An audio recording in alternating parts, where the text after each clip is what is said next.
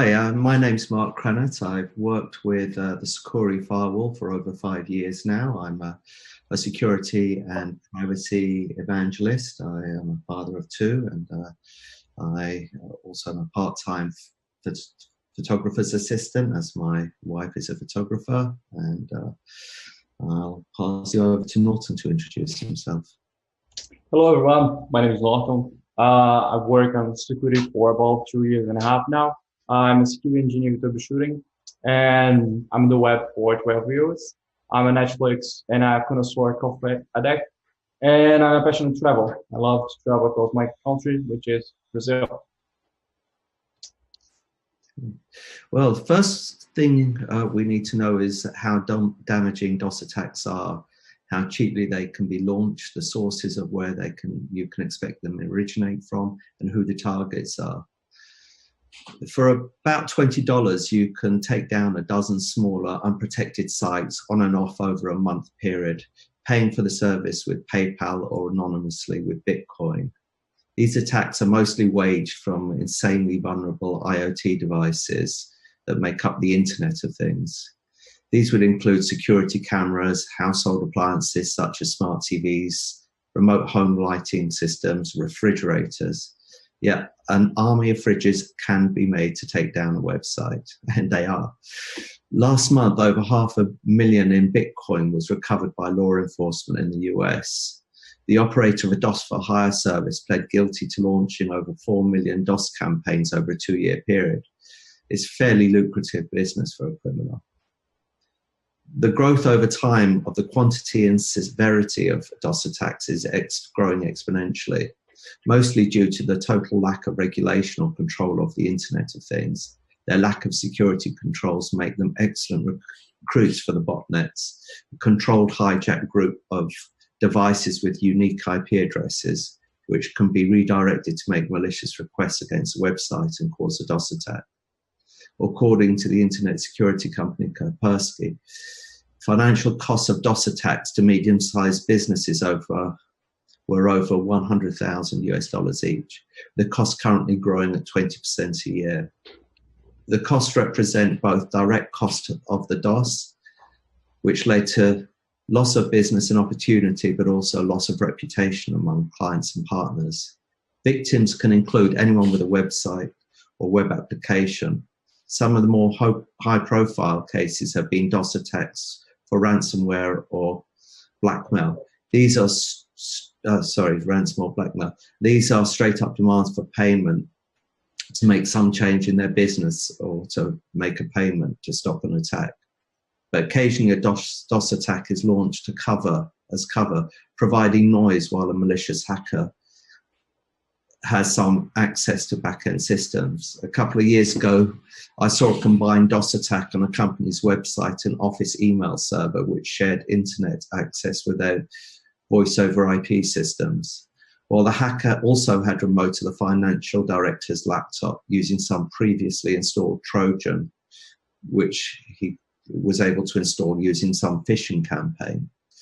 The bad guys were able to transfer huge sums to a foreign bank account, while the bank tried to contact them to question the transfers, but due to the DOS, it was too late. They never got through in time.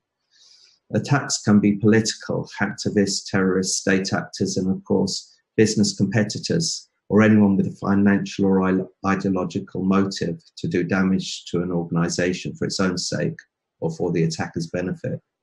Even video gaming leagues attack each other's forums, taking the gaming outside the box, Xbox.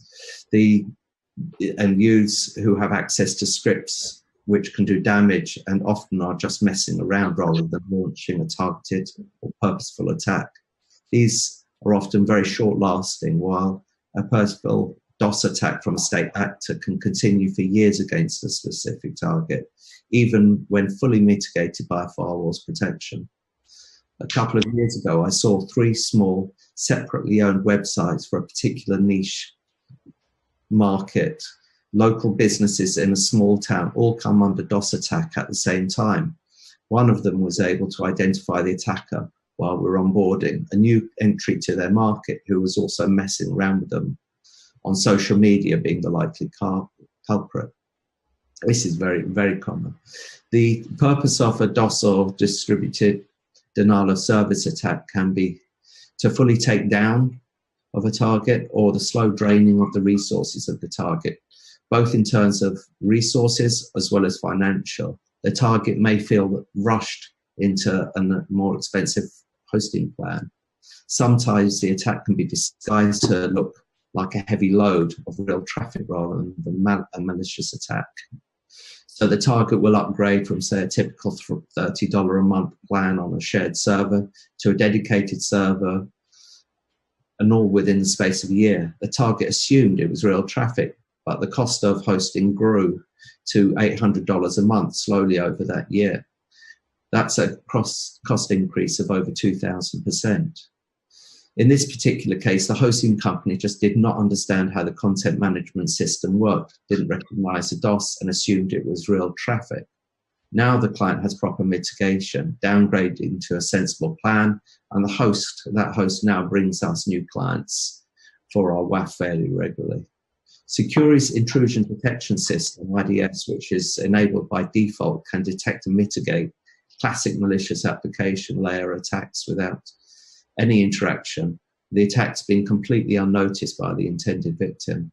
Slower and SYN attacks. The attacker in these cases will try and tie up as many network sessions open currently, thereby not allowing new sessions to be opened by genuine site visitors, leading to a complete denial of service. These attacks should be blocked by default at the network layer. Again, a target will not see or notice any ill effect if using Sucuri. If the site is unprotected, the application server itself will not show any health issues, but Netstat will show a huge number of open sessions in those cases. More common, though, as we're going to demonstrate, are application flood attacks. There are a few variations of these, but generally it will mean that a malicious actor will crawl the site, making repeated requests on any valid pages. This is how a valid load tester would work, but the requests come from a large number of bots and zombies. Good page caching helps deal with this sort of attack very well, but it will always affect server resources. More problematic are what we call 404 attacks. These are where the requests are made for pages that do not actually exist in the site at all. Valid request to a site would only require a database table to be partially searched. In the case of a request for a non-existent page or non-existent resource, some random string maybe, the server would have had to search the entire database table each time a request is made. Not only does that itself take more resources, but the delivered page, a new request resulting in 404 error, that could not have been served by cache.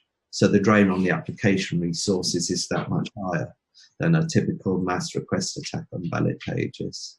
The result in the end is the site slowing down in responses to valid requests and eventually responding with a 500 internal server error. It is possible at this point that the application server, in this case Apache, will fail lockup, requiring the service to be restarted to bring it back online. We can see here that the DOS attack is taking place by using a combination of the tail and htop commands in a couple of terminal windows. I'll switch over to them later. Over to you, Northon. Do your worst. Thanks, Mark. Today we're going to perform a DDoS attack, which means we're going to use just a single machine to attack another. But remember, we are not the bad guys, we are the good guys. So we have authorization from the data center to perform such an attack. We're going to be using an internal network, so no website is going to be harmed. I'm going to show you a script that I wrote, actually not the script itself, but the window. So you can see the attack is starting. Just share my screen right now. And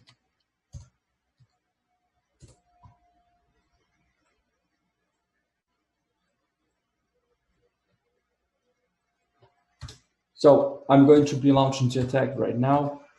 Mark is going to be sharing his screen so you can see the attacks happening. I'm going to divide the attack in three levels. Actually, the first level we should just slow down the website a bit. The second level, we're going to slow down the website a bit more, and then we're going to actually take the website down for a couple of seconds, and you'll see on my screen the actual resources age of the attack happened. So, Mark, if you can please. I switch back to my scene. You can see that there's zero load on this server. I'll launch the tail of the access logs, and we can see there's no traffic there currently. Exactly. There's currently half a gigabyte of 2 GB being used. We can see that there's zero average load here, and see there's 44 tasks. Remember, this machine is a proper VPS with dedicated resource, which is not actually the majority of the market, because most websites are hosted on shared environment and does not have enough resource to spare. Here, we show you an unprotected machine with no firewall, no security software in place. The machine is going to receive an attack now directly on a level 1, and it's starting the attack right now. And look at the screen that Mark is sharing with you. You can see that CPU usage is going to increase, and we should see some requests going to the access log. As you can see, it's a search attack. We're just searching for random strings on the WordPress, and the CPU usage, it's already at 100%. We see that the load average there was before 0. Now it's reaching 5, which means that the queue for processing is already 5 times the amount of resources the server has to process. The website still is available. You can see that on the log, you see the 200 response code, which means the website is available, but it's going to take more time to load than usual. That kind of attack is usually used just to deplete the resources on the server and maybe affect the experience of the people visiting the website. So if you have, for example, an e-commerce, people may give up on purchasing your products because the website is low or not actually answering in expecting time. So the first level of attack should not stop the machine, should not cause any other issues, just slow the website a bit. You can see on the left side of the window that the MySQL, which is the database, is pretty much using the entire CPU to perform the keywords to look for the random queries that I'm currently sending. And this is still level 1, Northon, right? Yeah, exactly. This is just level 1. The unprotected machine is not actually being taken down. It's just slowing a lot and hurting the visitor experience. Well, your host may not want you around very long if you have that sort of load on. Exactly.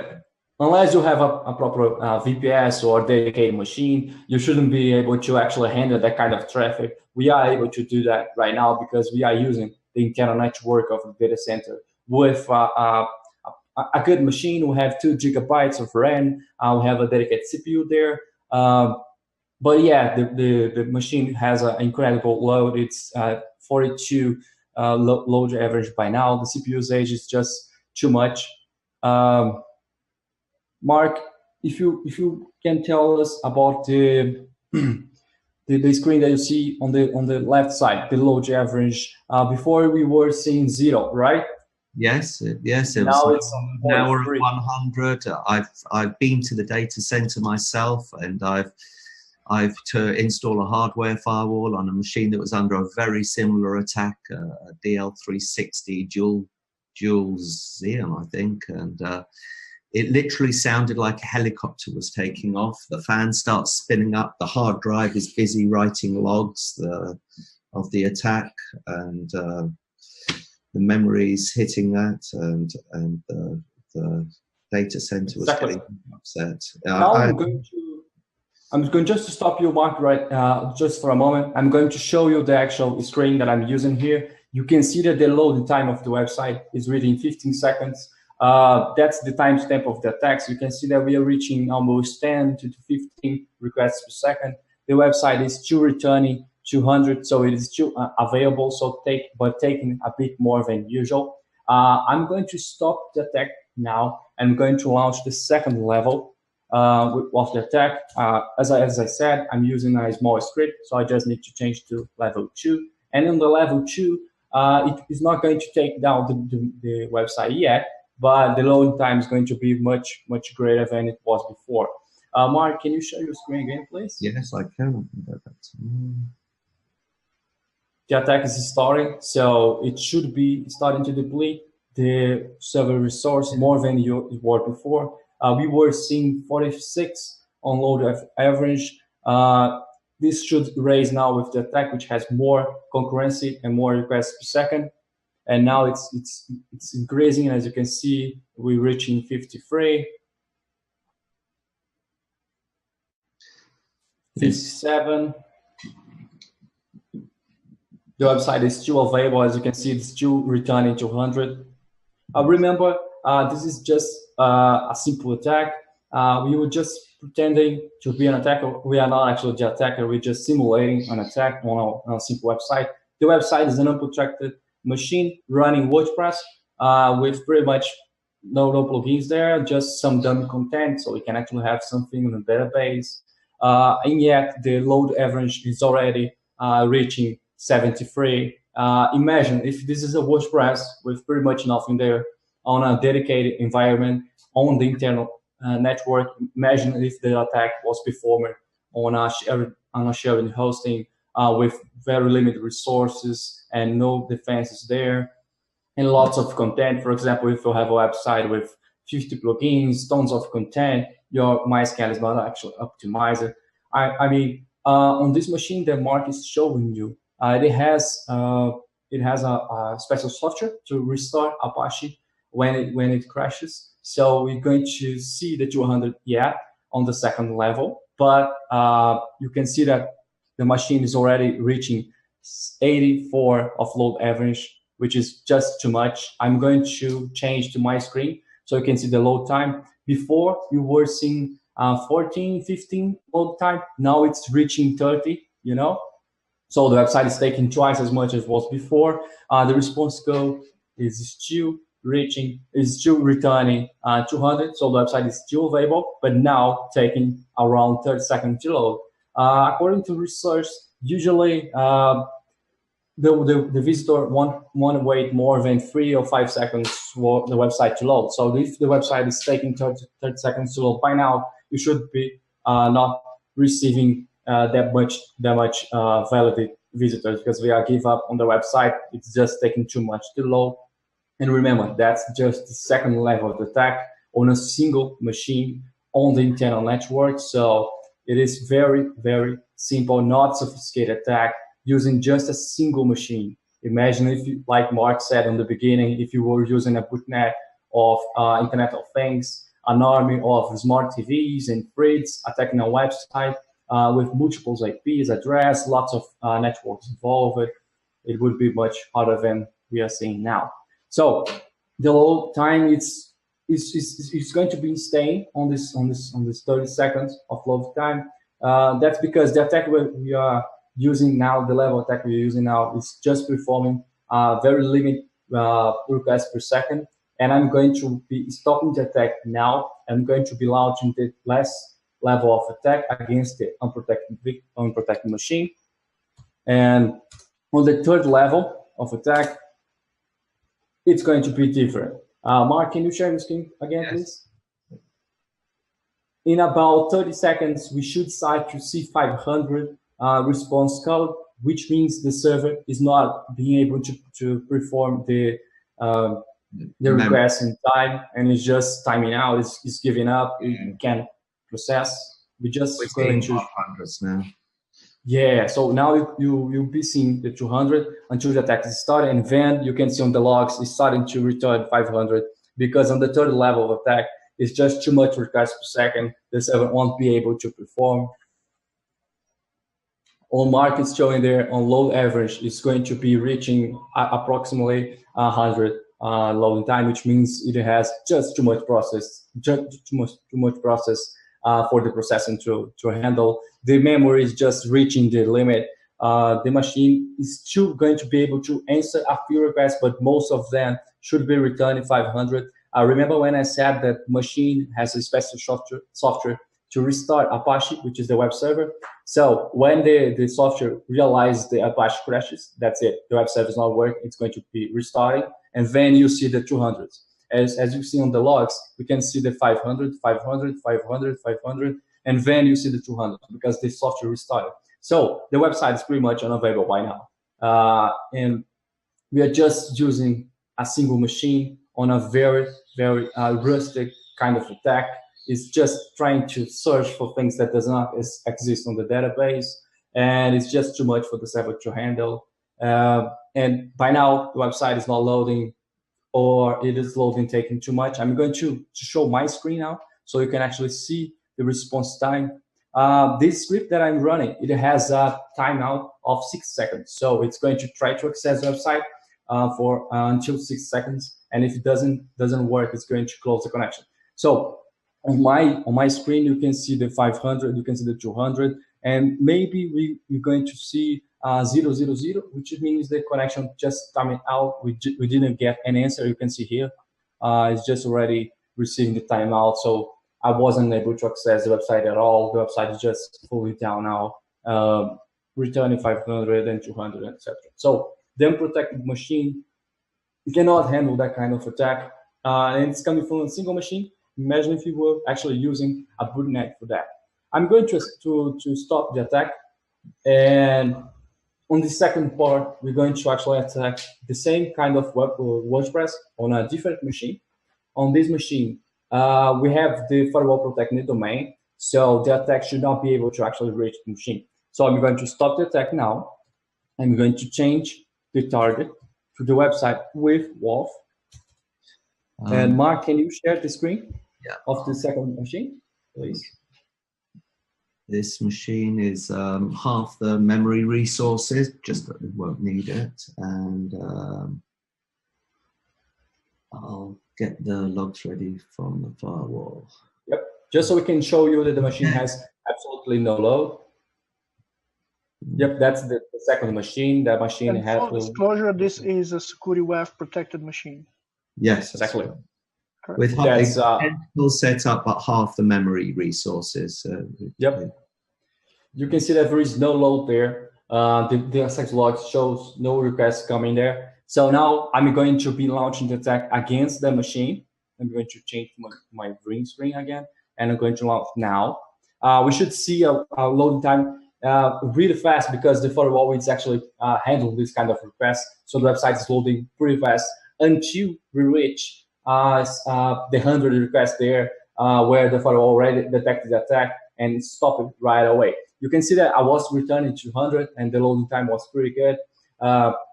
But by now, I shouldn't be able to actually connect to the website anymore because the firewall may have already detected the attack and stopped it right away. Mark, can you show your screen so we can see the second machine, which is receiving the attack? It's supposed to be receiving the attack now.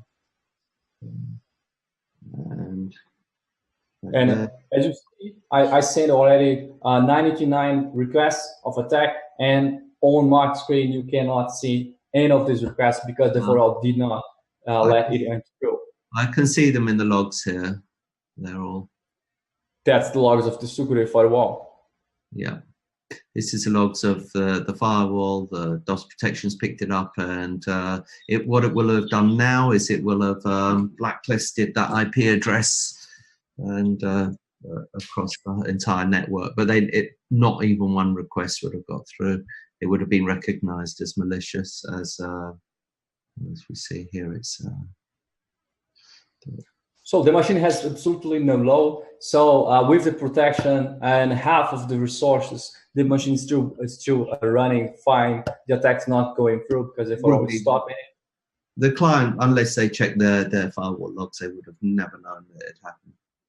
Exactly. The protection is automatic. They already detect the bad traffic and already stopped it right there. The machine didn't suffer anything. I can show you my screen now, so you can see that we are being blocked. Did you launch a level 1 or layer 3? I doubt it makes any difference. Level 1. A level. I mean, because look at my screen now. We are receiving 00 response code, which means we are not able to connect because the firewall blocked us. You've been blacklisted from the entire network now. Exactly. When we see one attack, we ban them from everyone. So. Exactly. So yeah, it wouldn't matter, because if I'm trying to do a second level right now, I'm already blocked, so nothing it wouldn't matter, because the firewall can block a small attack, a big attack, whatever the kind of the attack or the size of the attack. The firewall would be able to handle. Most of the time, I mean, I work on the support for a couple of years, and I barely see 1 or 2 cases that the firewall was not able to handle some kind of attack, but it was really some kind of on the application, like the application attacked the application itself, some bad code or something like that. The time that I was on the support, I can assure you the firewall can handle the kind of attack pretty easily. We have some pretty large sites that don't use any other DOS mitigation than caching, because our caching will serve the requests. It's actually using the resources of the attacker. We would prefer that would happen. I mean, here, well, now they're being blocked with, they're not seeing the network. But if we could serve a 200, I'd be a lot happier. Then they can just waste their resources attacking the systems. Exactly. So this is pretty much what a DDoS attack looks like. Now I'm passing to Vol. That was actually an extraordinary live exercise, if I may say. I'm already seeing from Heidi Kopek, she had to leave the webinar, but she said, thank you so much for an excellent example of a DDoS attack. So I'm assuming we've hit that proposed target of actually showing it how it happens live. We have some questions. We don't have much time, but I'll still take at least 2 questions live. The first one that actually came on is from Ryan, and he's asking, could you tell us what tools you are using to see these logs? I'm assuming he means Marc's machine. Yes, I'm using a tail just to grab the end of the log, and HTOP to see the request. I mean, tail, you'll see the pattern. It doesn't look like real. It just didn't look like real traffic. It's obviously some random characters. It happens that WordPress actually resolves that as a 200 rather than a 404, because when you put in an odd page, it'll try and find the page for you, and it considers that 200. It's regardless. So what we can also do, Ryan, is on the after webinar page. So on the same page where you registered to see the webinar, we will have, most likely the next week, we'll have the recording, and also we'll have a resources side where you can see links to whatever tools were used. So I'm going to ask Marc and Northon to share those with us, and we're going to add them to the actual webinar page, just so you can, have full disclosure on what tools were used, maybe even what the specs were on the machine, and so on, so you can see how that could be or not scaled. I'm really sorry, we only have time for live for another 1 question, but all of the other questions you guys sent, we will be answering them. So I'm going to grab them all and send them to Marc and Northon, and we'll have a Q&A sheet on the page as well, next to the webinar recording. I'm going to read this last question. Whoever wants to take it, please, or maybe you want to, both answer. What's the difference between, I think that's one of the main questions that came on, because it was addressed by 4 different individuals. So what is the difference between a DDoS and a DOS attack? So double D, 1D. I can answer that. DDoS attack usually comes from a single attacker. So in this example, for example, we use just a single machine. So we were launching a DDoS attack. When you have a DDoS attack, which is a distributed DDoS attack, usually means that you are launching an attack from different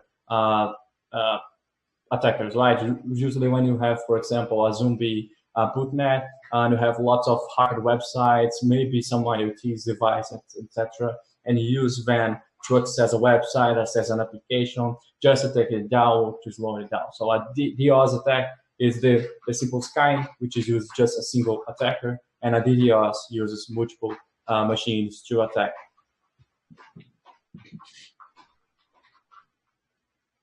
Okay. Yeah, sorry, I was speaking, but there was no microphone on. Okay. So yeah, questions keep coming in, but we are really out of time. But again, we will be answering all of the questions that came on. Also, we're going to link in the description of the webinar to our WAF page or web application description. If you guys want to reach out to us, please do us. You continue to do this, and you can reach Marc or Northon directly. You can see on the screen their usernames on Twitter. You can follow them. You can ask them. They love to answer questions.